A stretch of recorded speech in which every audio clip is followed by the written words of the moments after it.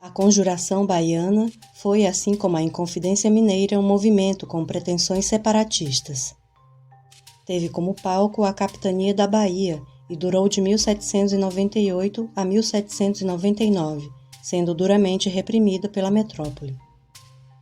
Como em Minas Gerais, o levante foi motivado pelas dificuldades de sobrevivência que a população enfrentava devido aos altos preços dos produtos e à cobrança abusiva de impostos por parte da coroa portuguesa. Deve ser somado a isso o abandono que as capitanias do Nordeste passaram a sofrer depois do declínio da economia açucareira e o início do ciclo do ouro.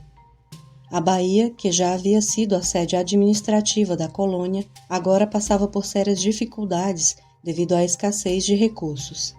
A leve melhora na produção de açúcar, proporcionada pelo renascimento agrícola, serviu apenas para aprofundar ainda mais a crise, já que houve uma concentração de riqueza nas mãos dos proprietários de engenho.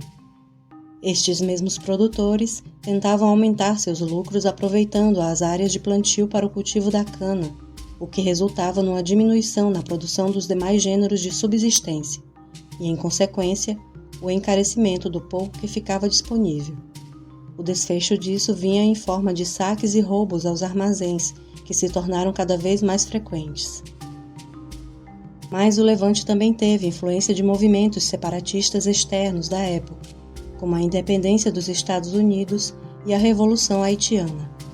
Estas influências se davam principalmente através da adesão ao movimento de integrantes da Sociedade Cavaleiros da Luz, formada por intelectuais e membros da elite baiana. No entanto, diferente da Inconfidência Mineira, o levante baiano teve entre suas principais lideranças representantes das camadas mais pobres da sociedade brasileira. Por causa disso, suas reivindicações foram além da emancipação política, incluindo propostas com conteúdo de transformação social, como a abolição do trabalho escravo, por exemplo. E suas ações também foram além das reuniões secretas. Nas ruas de Salvador, os conjurados passaram a espalhar panfletos e escrever nos muros frases que incitavam a população a aderir ao levante. De certa forma, estas ações também serviram para que houvesse a entrada dos infiltrados nas reuniões e, em consequência, o início das perseguições. Logo, o governador Dom Fernando de Portugal ordenaria a abertura de um processo de investigação.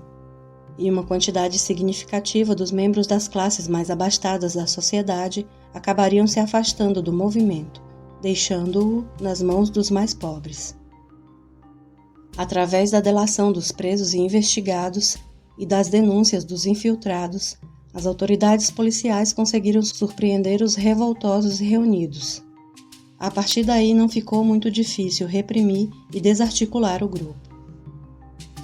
Entre os presos, a maioria era de escravos, ex-escravos, alfaiates, soldados e pequenos comerciantes, ou seja, pessoas de classes mais baixas da sociedade.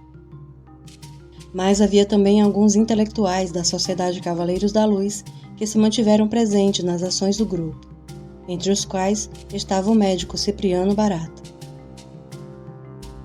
A repressão e as condenações após a descoberta do levante escancararam a diferença de tratamento das autoridades com a população negra e pobre da colônia, enquanto aos membros da elite branca baiana foram dadas penas mais brandas ou até a absolvição. Para os pobres, negros e pardos, restaram os castigos físicos e a pena capital. Os soldados Lucas Dantas Amorim Torres e Luiz Gonzaga das Virgens e os alfaiates Manuel Faustino dos Santos Lira e João de Deus Nascimento foram condenados à morte por enforcamento. Na sentença, a crueldade da pena se assemelhava à de Tiradentes. Os condenados foram enforcados em praça pública e, depois de mortos, tiveram seus membros arrancados e exibidos em pontos de Salvador. Segundo algumas documentações da época, por dias, o ar da cidade ficou irrespirável. Anos mais tarde, o nome de Cipriano Barata apareceria novamente como um dos envolvidos na Revolução Pernambucana e como deputado, presente nas Cortes Constituintes de Lisboa.